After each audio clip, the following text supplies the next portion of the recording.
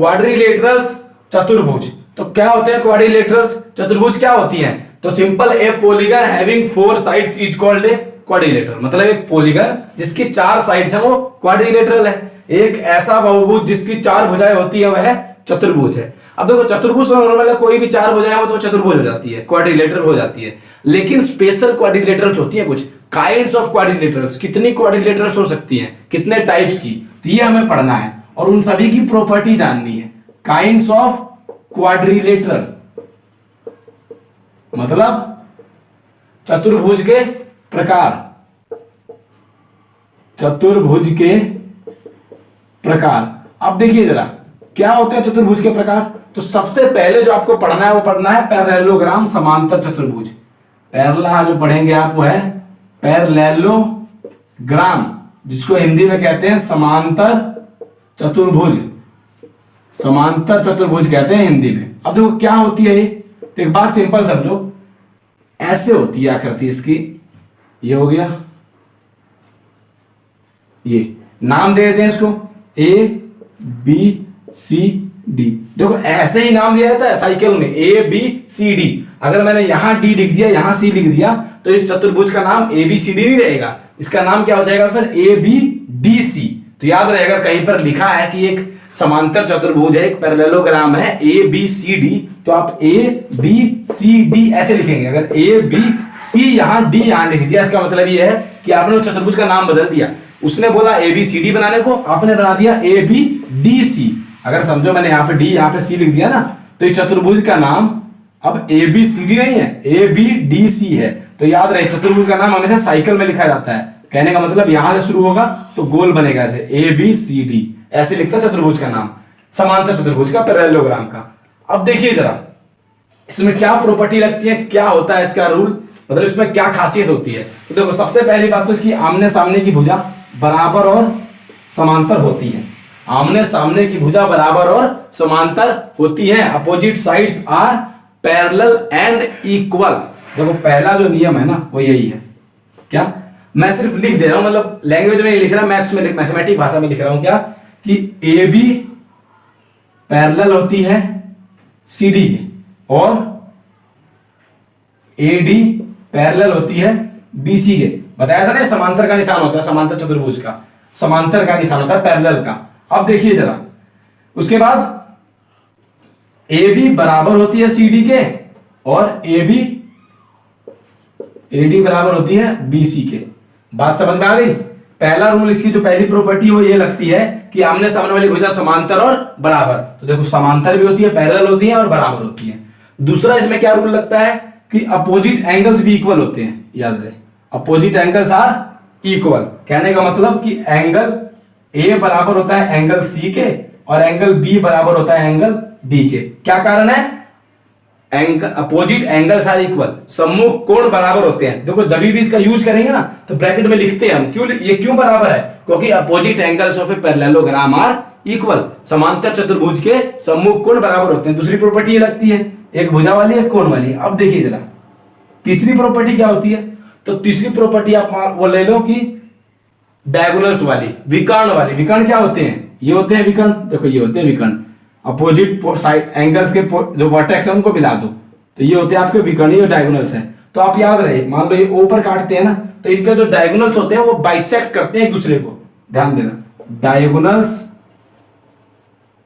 Bisect each other, ये line लिख लो, diagonals bisect each other. मतलब कि इसका जो विकर्ण है वो एक दूसरे को समद्विभाजित करते हैं, बाइसेक्ट करते हैं। बात समझ में आई। तो सिंपल सी बात है, बाइसेक्ट मतलब क्या कि ये इसके बराबर ये इसके बराबर, यही तो होता है बाइसेक्ट। बाइसेक्ट मतलब आधा आधा बांट देना।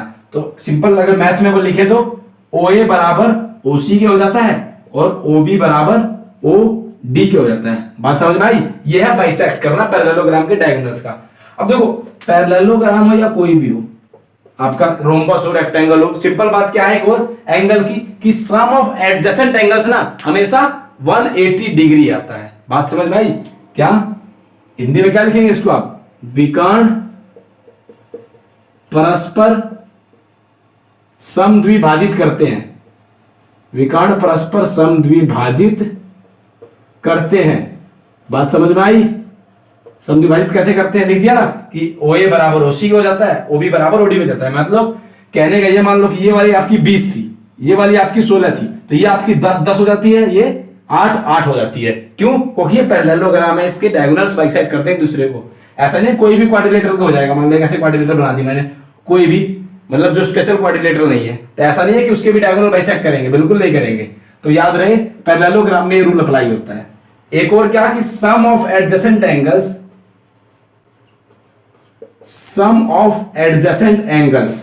क्या होता है, इज 180 डिग्री। बात समझ भाई, sum of adjacent angles is 180 degree, मतलब आसन कोणों का योग, लिख देंगे आप यहां पर, आसन कोणों का योग 180 डिग्री होता है।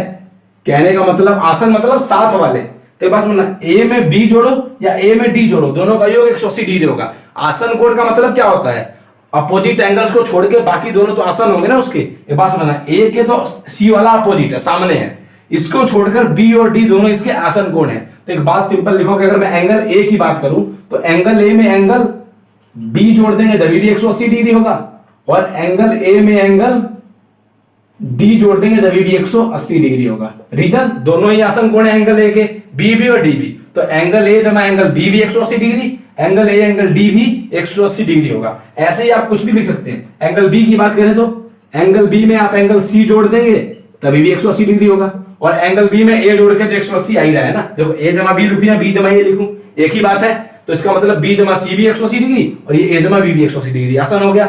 ऐसे ही अगर एंगल सी की बात करें तो सी में बी तो जोड़ दिया मैंने यहाँ पे, ये तो 180 होता है मुझे पता है, सी में डी जोड़ने पर भी 180 डिग्री आता है, सी जमा डी बराबर 180 डिग्री। ऐसे ही एंगल डी की बात करें तो देखो एंगल डी जमा एंगल ए तो कर दिया ना हमने, ये लिखा एंगल ए जमा एंगल डी, तो वही वाली बात है, आगे पीछे लिखने से कुछ फर्क नहीं पड़ता। तो ये आसन कोण के पेयर बन जाते हैं आपके। और नॉर्मल भाषा में आपको याद रखना है कि जो साथ वाले जो सटे हुए कोण है उनका योग 180 डिग्री होता है। इसके साथ इसका योग 180 हो सकता है, इसके साथ इसका योग 180 डिग्री हो सकता है, वो जिसकी हमें जरूरत होगी उसका हम इस्तेमाल कर लेते हैं। कहने का मतलब कि इसका साथ इसका जोड़ा बनाना है, इसके साथ इसका जोड़ा बनाना है, ये तो क्वेश्चन पे डिपेंड करता है ना। मान लो अगर आपको ये वाला कोण दिया हो 70 और ये वाला पूछ ले, तो आप क्या करेंगे, इसको जोड़ के 180 लिख देंगे और ये 110 आ जाएगा। और अगर ये वाला पूछ ले तो इसको जोड़ के 180 लिख देंगे, क्योंकि आसन कोणों का योग 180 डिग्री होता है। तो बस इन प्रॉपर्टी का यूज हम क्वेश्चन के अनुसार कर लेते हैं। तो ये आपकी 4 प्रॉपर्टी जो है अप्लाई होती है किसमें, पैरेललोग्राम में। अब देखो पैरेललोग्राम के ना बात किसकी बारी आती है, देखो पैरेललोग्राम ये लिख लेना आप सभी बातें। अब पैरेललोग्राम के बाद बारी आती है रोम्बस की। उससे पहले एक बात सुनो कि ये रोम्बस, रेक्टेंगल और स्क्वायर क्या है। तो एक सिंपल या सरल भाषा में कहूं कि ये स्पेशल टाइप ऑफ पैरेललोग्राम है। कहने का मतलब कि समचतुर्भुज, आयत और वर्ग जो है ना वो एक विशेष प्रकार के समांतर चतुर्भुज है। तो इसका मतलब क्या कि अगर वो विशेष प्रकार के समांतर चतुर्भुज है, स्पेशल टाइप ऑफ पैरेललोग्राम है, इसका मतलब ये है कि उनके अंदर पैरेललोग्राम वाली तो सारी प्रॉपर्टी लगेंगी। एक्स्ट्रा और लगे वो अलग बात है, मतलब और कुछ और लगेंगी तो अलग बात है, लेकिन जो पैरेललोग्राम वाली है ना वो तो लगेंगी ही। पैरेललोग्राम में कौन कौन सी प्रॉपर्टी, आमने सामने वाली भुजा बराबर और समांतर उनकी होगी, बिल्कुल होंगी, ठीक, तीनों की। किसकी, रोम्बस, आपका रेक्टेंगल और स्क्वायर, मतलब समचतुर्भुज, वर्ग और आयत, तीनों में जो होगा ना वो क्या होंगी, पैरेललोग्राम वाली प्रॉपर्टी तो लगेंगी ही। एडिशनल और लग सकती है लेकिन ये जरूर लगेंगी पैरेललोग्राम वाली सारी। कौन सी, आमने सामने वाली भुजा बराबर समांतर, और कौन सी, सम्मुख कोण बराबर, और कौन सी, आसन कोणों का योग 180 डिग्री, और कौन सी, डायगोनल्स बाइसेक्ट ईच अदर। ये सभी प्रॉपर्टी उनमें भी लगती है। तो पैरेललोग्राम से आती है बारी दूसरे नंबर पर रोम्बस की। रोम्बस मतलब सम चतुर्भुज, क्या बोलते हैं हिंदी में इसको, समचतुर्भुज। तो क्या होती है समचतुर्भुज, तो अगर इसकी डेफिनेशन की बात करें तो डेफिनेशन की बात ये होती है कि पैरेललोग्राम बोल दो, या फिर आप बोल दो कि एक quadrilateral whose all sides are equal. देखो रोम्बस होती है कि चारों भुजाएं बराबर होती है। मान लो ये हो गया आपका, ऐसे बना दिया हमने, ये मान लो आपकी रोम्बस है, तो इसमें क्या होगा, इसकी चारों भुजाएं बराबर होती हैं। बात समझ में आई, ए बी सी डी। तो देखो इसमें पैरेललोग्राम वाली तो लगेगी ना, एक बात, अगर चारों भुजा बराबर है तो आमने सामने वाली भी बराबर है, समांतर होती है इसमें भी आमने सामने वाली। तो देखो जरा देखो पैरेललोग्राम वाली सारी प्रॉपर्टीज में लगेगी, तो वो बताने की जरूरत तो है नहीं, जानते हो ना आप क्या मतलब क्या। पहली बात तो इसके सबसे जो अलग फीचर है वो क्या है, अलग फीचर ये है कि चारों भुजाएं बराबर होती हैं, ए बी बराबर बी सी बराबर सी डी बराबर डी ए या ए डी, नाम कैसे लिख सकते हैं, ए डी या डी ए एक ही नाम है। अब देखिए जरा, चारों भुजाएं बराबर होती हैं और आमने सामने वाली फिर ऑटोमेटिक होगी बराबर। अब रही बात, इसके भी आसन कोणों का योग 180 डिग्री होता है, लिखवाने की जरूरत तो है नहीं ना, पैरेललोग्राम वाले सारे रूल अप्लाई होंगे। इसके भी डायगोनल्स बाइसेक्ट करते हैं, मान लो अगर डायगोनल्स यहां से मिला दें हम, तो क्या होगा, ये O है तो इसमें भी OA बराबर OC होता है, इसमें भी OB बराबर OD होता है। तो बस स्पेशल क्या है इसमें अलग, कि इसमें चारों भुजाएं बराबर हो जाती है, बस इतना ही अलग है रोम्बस में। बाकी पैरेललोग्राम वाली सारी प्रॉपर्टीज में आप लगा सकते हो, और एक्स्ट्रा क्या लगा सकते हो, इसमें चारों भुजा भी बराबर होती है। बात समझ में आई, तो हुई ना स्पेशल टाइप ऑफ पैरेललोग्राम। ऐसी इसके बाद बारी आती है किसकी, रेक्टेंगल की। तो अगर रेक्टेंगल की बात करें तो रेक्टेंगल भी एक स्पेशल टाइप ऑफ पैरेललोग्राम है, लेकिन क्या अलग है इसमें, तो देखो जरा, ये आपका रेक्टेंगल हो गया, नाम लिख दिया मैंने ए बी सी डी, ये रेक्टेंगल है, इसमें पैरेललोग्राम वाली प्रॉपर्टी लगेगी, आमने सामने की भुजा समांतर होंगी, आमने सामने की भुजा बराबर होंगी। मतलब कहने का मतलब समांतर तो होंगी, देखो समांतर लिखने की जरूरत है क्या, लिख सकते हो चाहो तो, कि ए बी भी पैरेलल होगा किसके, बी सी के, और ए बी पैरेलल होगा सी डी के, ए बी पैरेलल होगा सी डी के, ठीक, और आपका ये ए डी पैरेलल होगा बी सी के। लिखना चाहो तो लिख लो, बाकी तो पता ही है ना पैरेललोग्राम वाली लगेंगी। यहां पर भी आमने सामने की भुजा बराबर और समांतर होती है, ए बी समांतर होती है सी डी के, और ए डी समांतर होती है बी सी के, और बराबर भी होती है, ए बी बराबर बी सी, ए बी बराबर आपकी सी डी और ए डी बराबर बी सी, ये होता है पैरेललोग्राम है। तो यहां भी होगा पैरेललोग्राम ही है ये भी। इसमें अलग क्या है जरा बताना उससे, तो अलग ये है कि सामने वाली भुजा तो यहां भी बराबर होंगी, लेकिन यहां पर ना प्रत्येक कोण 90 डिग्री का होता है। यहां पर जो सबसे अलग बात होती है वो ये होती है कि एंगल ए बराबर एंगल बी बराबर एंगल सी बराबर एंगल डी किसके बराबर होता है, 90 डिग्री के। इसमें सभी कोण 90 डिग्री के होते हैं, ये भी 90 का, ये भी 90 का, ये भी 90 का, ये भी 90 का। और इसमें अलग क्या होता है वो पढ़ते हैं, देखो जरा, डायगोनल्स बाइसेक्ट करेंगे, बताने की जरूरत नहीं है, क्यों, इसमें पैरेललोग्राम वाली प्रॉपर्टी लगेगी।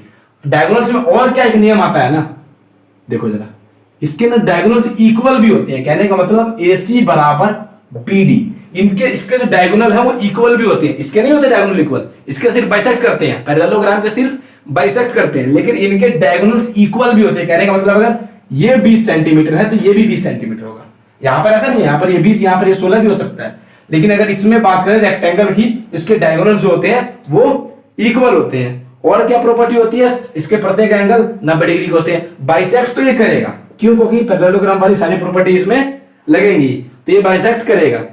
तो बस यही रेक्टेंगल में आपका अलग रूल होता है क्या, कि डायगोनल्स भी इसके इक्वल होते हैं। एक और बात सुन लो, इनके डायगोनल्स ना हमेशा 90 डिग्री पर ही काटते हैं, इसका यूज नहीं होगा अभी 8th क्लास में, लेकिन वैसे आगे यूज होता है इसका। क्या, इसके जो डायगोनल्स होते हैं ना वो 90 डिग्री पर हमेशा बाइसेक्ट करते हैं एक दूसरे को, तो वो भी याद रखना कि यहां भी 90 डिग्री का कोण बनता है। लेकिन अभी के लिए इतना काफी है कि ये डायगोनल्स बराबर भी होते हैं और आपके बाइसेक्ट तो करेंगे ही।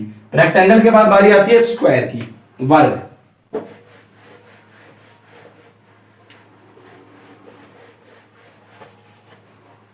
तो स्क्वायर क्या है, वर्ग। तो अभी बताया स्क्वायर भी क्या एक स्पेशल टाइप ऑफ पैरेललोग्राम है, तो इसमें भी पैरेललोग्राम की तो सारी प्रॉपर्टी लगेगी। अलग से क्या लगेगी अपनी, तो देखो पैरेललोग्राम नहीं है, स्पेशल पैरेललोग्राम है, तो मतलब पैरेललोग्राम के साथ और भी कुछ क्वालिटी है इनकी। तो ये आपका स्क्वायर हो गया, वर्ग। इसमें भी चारों भुजाएं बराबर होती है, बिल्कुल रोम्बस की तरह। लेकिन अलग क्या होता है रोम्बस से इसमें, कि इसमें प्रत्येक कोण भी 90 डिग्री का होता है। बात समझ में आई, तो अब क्या लिख देंगे इसकी मेन प्रॉपर्टी, एक तो भाई चारों भुजाएं बराबर होंगी, वो तो ए बी बराबर बी सी बराबर सी डी बराबर डी ए, ये तो होंगी। पैरेलल भी होंगी आमने सामने वाली भुजा, no doubt. A B parallel होगी आपके डी सी के, और ए डी पैरेलल होगी आपके बी सी के, क्योंकि पैरेललोग्राम वाले सारी प्रॉपर्टी लगनी है। इसके भी डायगोनल्स इक्वल होते हैं, याद रहे, ठीक, इसके भी डायगोनल्स इक्वल होते हैं। डायगोनल्स होते हैं ना, ए बी ए सी बराबर बी डी, ये इक्वल डायगोनल्स होते हैं इसमें भी, जैसे रेक्टेंगल में होते हैं बस इसमें भी डायगोनल्स इक्वल होते हैं, विकर्ण बराबर होते हैं इनके। उसके बाद इसका भी प्रत्येक कोण 90 डिग्री का होता है, एंगल ए बराबर एंगल बी बराबर एंगल सी बराबर एंगल डी बराबर 90 डिग्री। तो बात समझ में आई? क्या अलग है इसमें? पैरेललोग्राम वाली सारी प्रॉपर्टी लग रही है, अलग क्या है कि डायगोनल्स जो है वो इक्वल होते हैं और प्रत्येक angle each angle of 90 degree, बस इतना ही तो अलग है, और सारी भुजाएं भी बराबर होती हैं। अब इसके बाद देखो स्क्वायर के बाद क्या आता है आपका, एक ट्रेपेजियम आता है, समलंब। देखो सारी क्वाड्रिलेटरल पढ़ेंगे अभी, तो ट्रेपेजियम बताता हूं। ट्रेपेजियम मतलब हिंदी में क्या बोलते हैं? समलंब। ये कोई पैरेललोग्राम नहीं है, स्पेशल टाइप ऑफ, मैंने बताया स्पेशल टाइप ऑफ पैरेललोग्राम कौन कौन सी है? रेक्टेंगल, स्क्वायर और रोम्बस, मतलब सम चतुर्भुज, आयत और वर्ग जो है वो विशेष प्रकार के समांतर चतुर्भुज है, ये अलग है उन सबसे। ट्रेपेजियम में क्या होता है, समलंब में क्या होता है ना, ऐसे होता है समलंब, जरा देखो इस टाइप की आकृति बनती है। इस आकृति से आपको क्या मिल रहा है कि जो एक जोड़ा है, एक दो भुजाएं तो समांतर हैं, दो भुजाएं समांतर नहीं है, तो यही है ट्रेपेजियम।